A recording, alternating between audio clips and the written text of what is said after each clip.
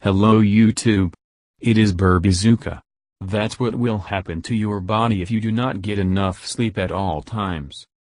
We constantly do not get enough sleep because we are sitting late at work or soon get up in the morning. However, very few people know how much this is harmful to our body, and what actually happens to it, through our constant is not filling. That's why we have prepared what will actually happen to your body if you do not constantly get enough sleep. 1.